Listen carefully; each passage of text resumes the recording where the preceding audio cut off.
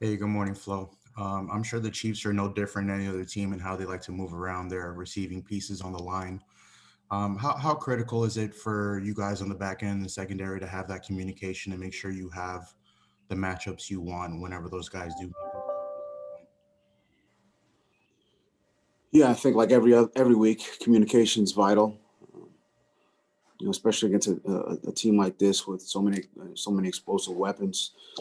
Um, you know, Great quarterback and a great play caller. So we're gonna have to do a good job on the back end, but also really across the board. Defensively. This will take a total team effort. Everyone's got to handle their responsibility, um, communicate, and just to give ourselves a chance. I mean, this is as explosive a team as there is in the league, as you all know, and we're gonna have to do a good job really across the board. Joe? Well, it seems like, over the years, there's a lot more great receivers than tight ends. When you have a great tight end, it seems like there's a lot of things you can do with that. A guy like Kelsey, what is having a guy who can do the things that Kelsey can do at the tight end position, specifically, what challenges does that create? Well, when you have an elite player like that, um, you know, I mean, you have to pay close attention to him. Um, when he's in the tight end position and he's in the middle of the field, and then they do a good job of flex him out. They move him around a lot. So you have to pay close attention to him. You have to, um, you know, try not to have a bad matchup with him, because if you do, um, obviously Mahomes is going to get it to him, and it creates a lot of issues. I mean, and oftentimes you got to double the guy. Um, when you double him, and they've got guys on the perimeter, then those guys get singled. So it presents a lot of issues.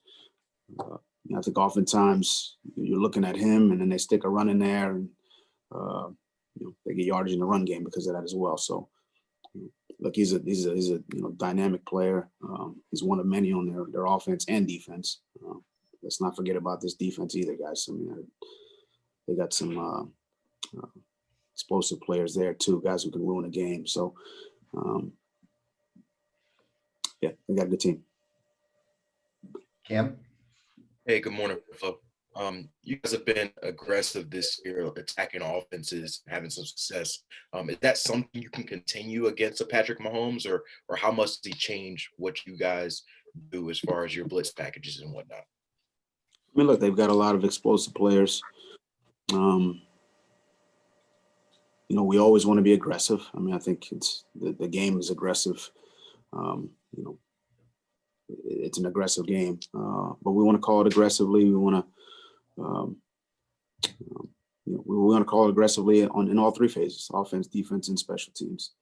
And they're no different. I mean, they try to apply pressure, really in all three phases as well. I think Andy, Eric. I mean, these are, I would say, two of the best guys in the league. Eric Bieniemy, I'm talking about. I mean, they do a great job.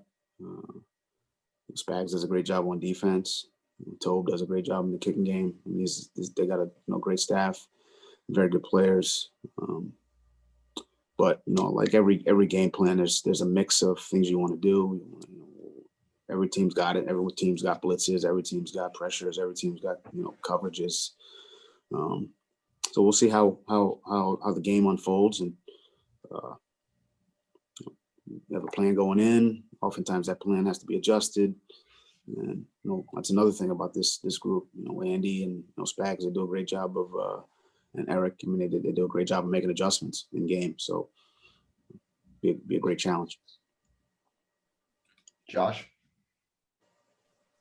Hey, Brian, with Solomon Kinley being able to move him, from right to left there when Eric got injured this past game, how does that interchangeability help you, and just engaging the assessment and performance of, specifically the three rookies, making history, being able to play there, just to revisit that one more time? Yeah, I mean, it's always nice to have, when you need position versatility really across the board, specifically at the offensive line. We can only bring 8 to the game, so you want to play your top guys. So a guy that can go from right to left, or guard to center, or tackle to right tackle to left tackle. I mean, as Jesse's done, and right tackle to guard, or tackle to guard. That flexibility is very important, and gives us a few options. But yeah, those three young guys have, I think they've improved on a weekly basis. Got a very challenging opponent this week against this group. And again, with Frank Clark and Jones, and they got a very good group here. So we'll be a tough challenge. You got to prepare well this week. Steve? And what the challenges and the potential benefits of going no huddle with a young quarterback? Again, every week it's different. The challenges, I mean, look, this is a very good defense. They do a good job disguising. They do a good job with rush. They do a good job in the run game.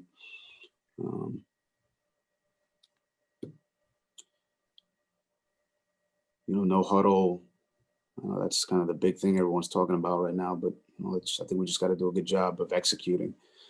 You can no huddle. You can huddle. You can you can do whatever you want. But if you don't execute, none of it works. So I think this idea of no huddle is kind of the fancy word right now for us. But you can no huddle, and you got to execute. So I mean, I don't have much more to add to that, except if we don't execute, we can no huddle and not execute, and we're off the field quicker.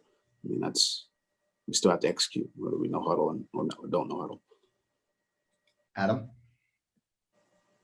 Good morning, Brian. I'm curious your thoughts on how Tua did respond over the last week and a half to the benching, to the injury.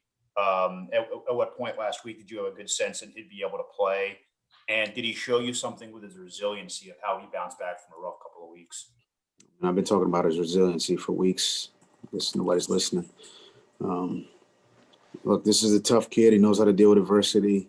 I've said this for multiple weeks. He's like any player. You'll have ups and downs in this league. Anybody who's involved in this league, that's how it is. It's not surprising that he can deal with adversity or has a resilient attitude. That's kind of how he is, who he is.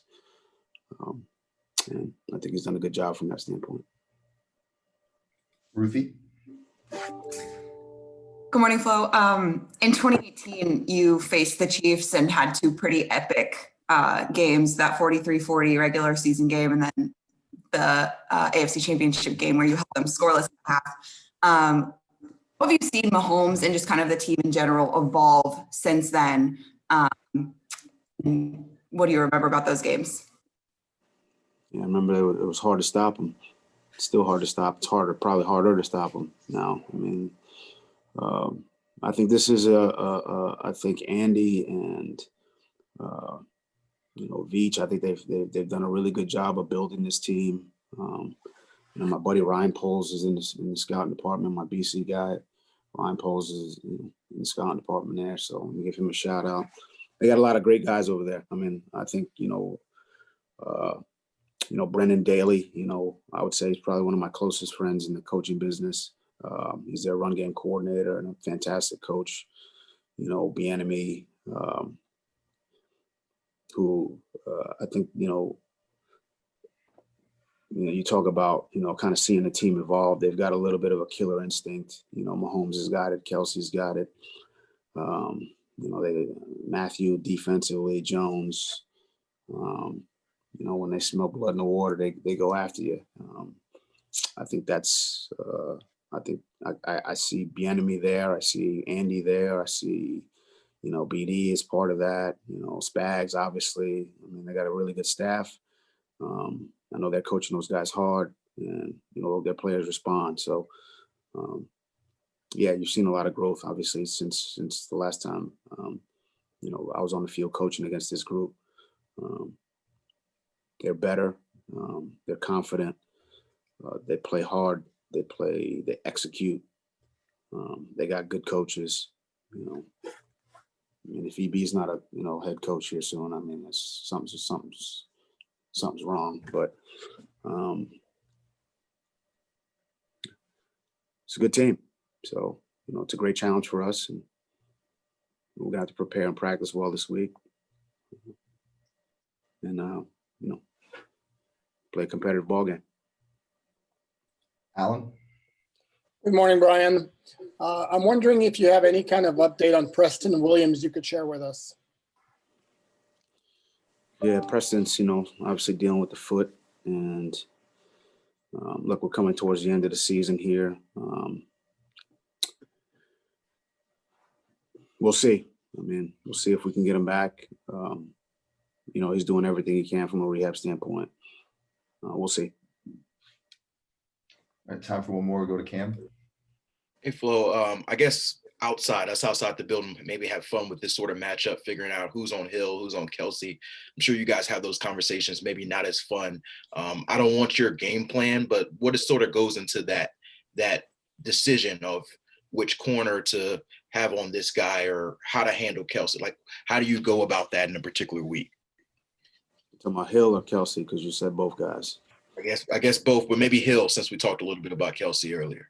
Who do you want to put on Watkins? Who do you want to put on Miko Hardman? Who do you want to put on Robinson? We got to handle the backs too. Hilaire's a good back. Le'Veon Bell's not a slouch either. I mean, yeah.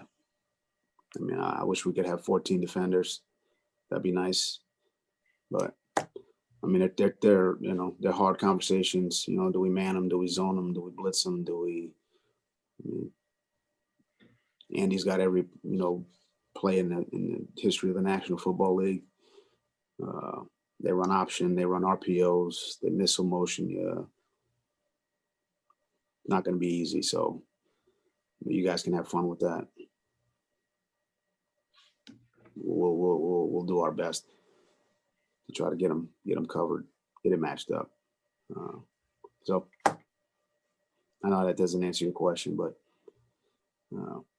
I think ultimately we got to do a good job with communication. We got to get lined up. We got to play a disciplined football game. We got to defend the deep part of the field, and force them to execute, which they do a good job of executing, and not give up anything easy.